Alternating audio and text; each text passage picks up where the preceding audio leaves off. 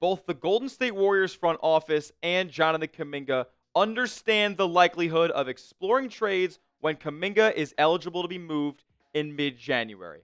That's what Shams Charania said in one of the first paragraphs of his breakdown of the Jonathan Kuminga contract extension. So on today's show, we're going to break down Jonathan Kuminga trade targets for when that January 15th date rolls around. Before we get into all of them, though, go down below. Name a player you would want to trade Jonathan Kuminga for down in the comment section. It could be somebody that's more expensive and we maybe have to add another contract in. It could maybe be somebody cheap and we get an additional player in. Who do you want to trade Jonathan Kuminga for? Comment down below.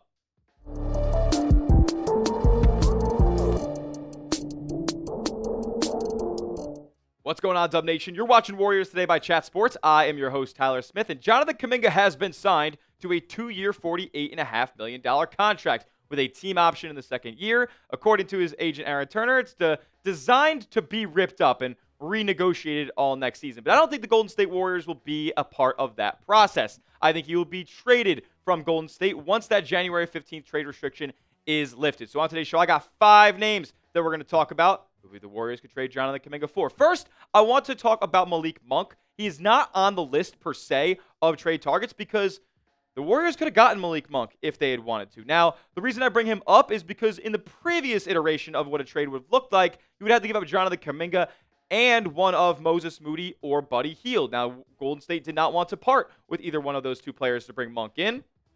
Now that they don't have to, is this possibility back on the table? We know Jonathan Kuminga wants to be in Sacramento. I guess out of most places in the league, Sacramento wants Jonathan Kuminga to be a part of their, core. So could Malik Monk be a Golden State Warrior still? Well, the big hang-up as to why the Warriors don't want Malik Monk specifically is because he has a $21 million player option in the summer of 2027. That's when all the contracts, aside from Buddy Hield's player option and Moses Moody's, like $13 million, are off the books completely for Golden State. Steph, Jimmy, Draymond, they're all, contracts are up. They'll bring back whoever they want out of those 3, obviously Curry, and then they'll have a ton of open cap space to basically just build a whole new roster. And they don't want $21 million on their books. So it doesn't look like Malik Monk is going to be in the cards for Golden State here, but I wouldn't call it a complete non-zero chance because he's a good player, and now they can just trade him 1-for-1 for Jonathan Kuminga. We'll see if they want to do that.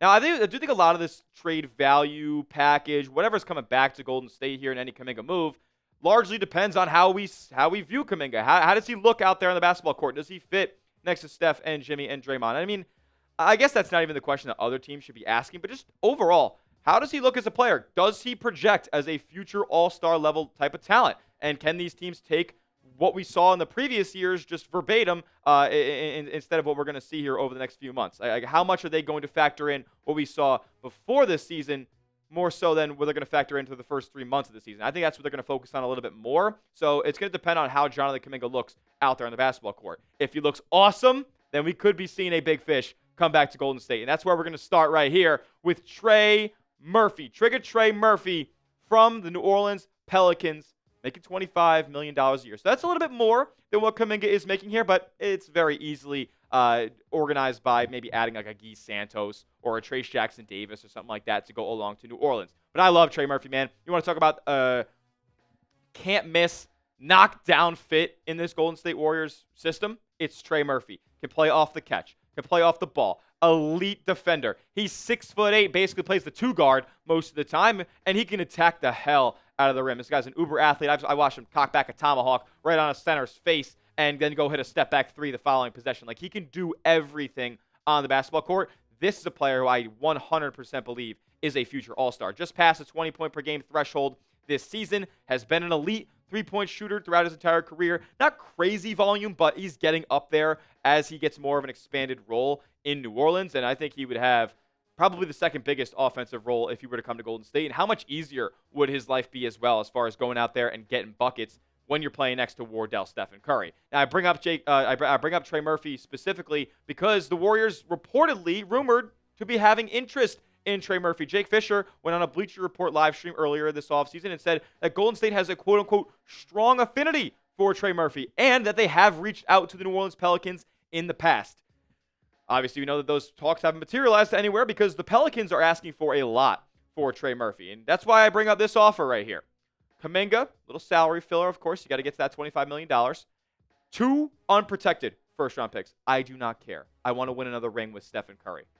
So go give away the 2 first and give away a pick swap as well. New Orleans, they're kind of in draft pick hell. They gave away their unprotected first to the Atlanta Hawks next season, and they're going to be a really bad ball club this year. They need as much reinforcements as they can get, so why don't we give them a 22-year-old Kuminga who wants to be an all-star, and then 3 potential decent first-round picks down the line.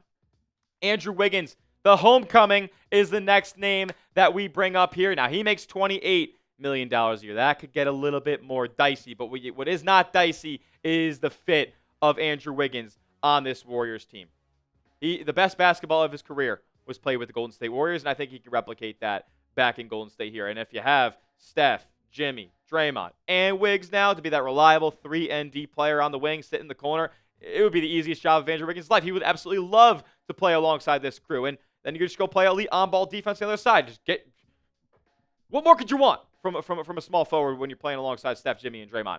Andrew Wiggins is like the ideal guy to go out there and get. I mean, look, we don't have to tell you guys what Andrew Wiggins has done over the past few years. It's a constant 17 points per night every single time. Now, he had that weird year in 23-24 where he was dealing with a lot of personal stuff, the issues with his father and all that, and all those things were kind of clouding his season a little bit. Took the sabbaticals and all that stuff as well. So it's something we definitely have to monitor. But basically what we saw from last year was Wiggins kind of returned to form a little bit here, man. 18 points per game, 37% from three-point range, spending time with Golden State and Miami, obviously, after the Butler deal. But like I said, this is going to be a tough one to pull off. When you consider Wiggins' contract here, this is not going to be easy because Golden State, yes, they have the Kuminga at $22.5 million or something like that this upcoming season. Then who do they have? Like, it gets really dicey. They don't have $5, $6, $7, $8 million contracts kind of just hanging around on their books. Like, they probably would have to get rid of one of Buddy Hield or something like that in order to bring Wiggins back. Maybe could you get something where you send away Guy Santos, TJD, and another low-level contract to get to 28? It would be very, very difficult. And oftentimes you don't see straight-up two-team deals giving away 3 or 4 players just for one to come back. We saw that in the Butler deal for Golden State, but that was a 4-team trade. So guys were going everywhere, every which way in that deal. If it's just a trade between the Heat and the Warriors, I don't see Andrew Wiggins being all that realistic. But I don't think it's a non-zero chance either because you could get a third team involved, and we could be in a much better spot here if we had Wiggins over JK. Pick one of these 2 guys to trade for me down in the comment section. If it's Trey Murphy, give me a TM. If it's Andrew Wiggins, give me an AW. Who do you think is the best fit? And consider that Trey Murphy is probably a much more expensive trade target when you factor in how much draft capital you would have to put in. But Andrew Wiggins, he lines up with the 2027 Summer of Freedom for Golden State. He only has 2 years left on his deal, including a player option of $30 million. I would presume that he takes that deal and rides out the rest of his contract. So with those things in mind, pick one to trade for. TM for Trey Murphy, AW for Andrew Wiggins. Got 3 more names to talk about in just a moment. I got to tell you guys about Prize Picks, though, our sponsor on the program. You and I make decisions every single day, but on Prize Picks, being right can get you paid. In this basketball season, it can get you up to 2,000 times your money watching your Golden State Warriors. I love Prize Picks because it's daily fantasy made easy. I've been a customer longer, and they've been a sponsor here at Chat Sports. I've won over $12,000 playing Prize Picks because it's the best daily fantasy sports app in the game. You just pick more or less on 2 to 6 player stat projections, and you watch the winnings roll in. Prize Picks is the only app that offers stacks in these daily fantasy lineups, meaning you can pick the same player up to 3 times in the same lineup. Want to pick more on Josh Allen's pass yards, rush yards, and touchdowns? Now you can pick all of them in the same lineup, only on Prize Picks. Also, it's become more of a little of a social event as well. You can follow other Prize Picks players directly on the app and copy their lineups in one click.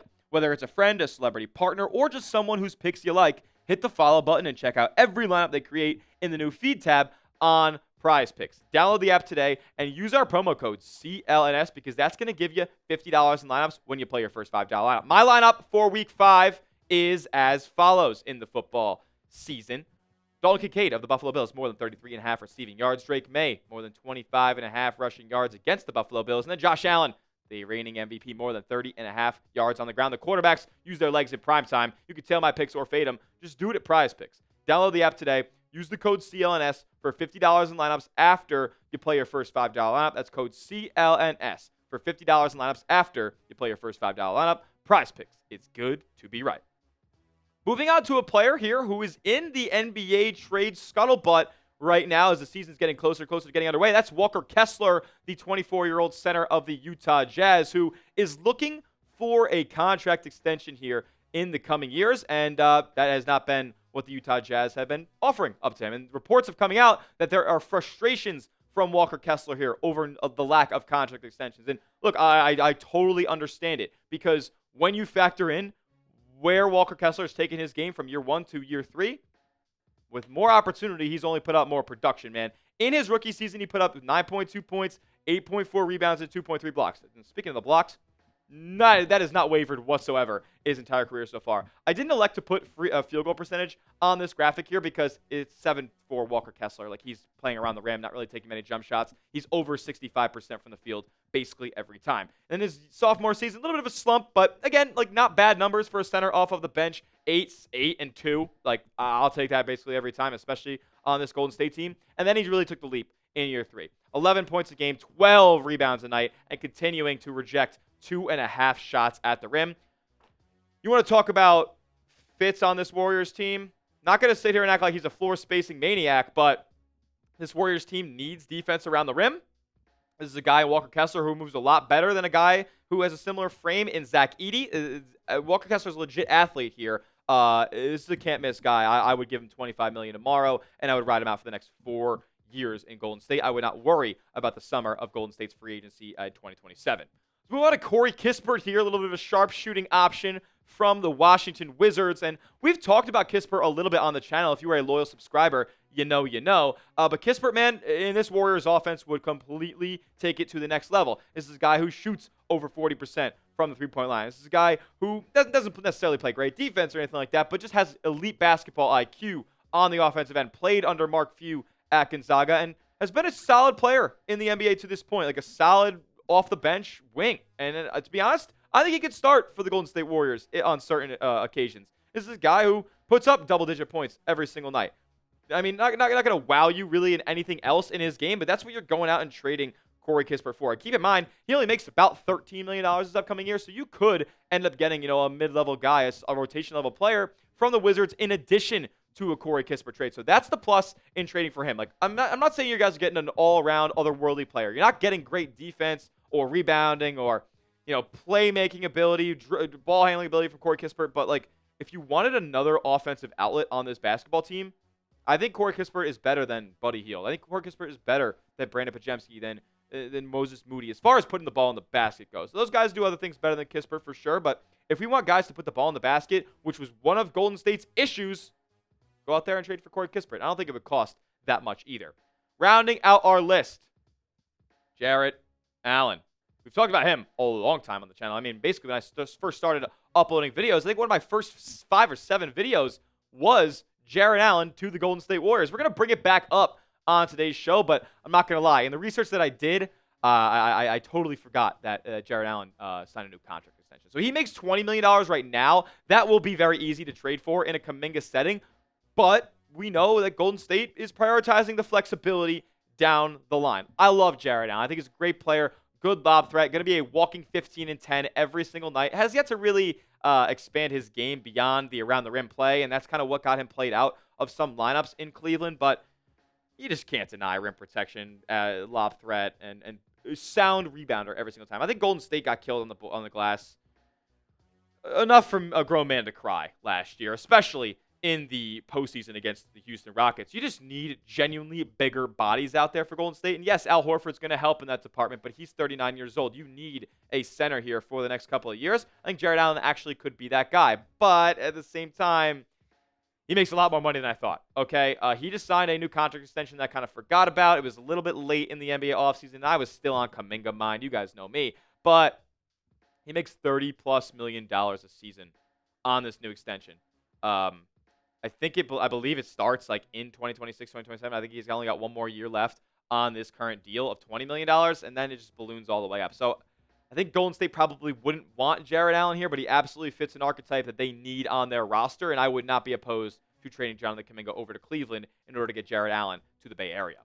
Now I ask you one more time. I've listed my 5. I even listed Malik Monk at the top of today's show. Name a player you would want to trade Jonathan Kuminga for down in the comment section. Get creative for me. Build a trade package. Include some picks. Get GME down in the comment section for me for a Kuminga trade. And make sure to subscribe to the channel. That will do it for today's edition of Warriors Today by Chat Sports. YouTube.com/WarriorsTV. We'll see you guys in the next video. And as always, let's go Dubs.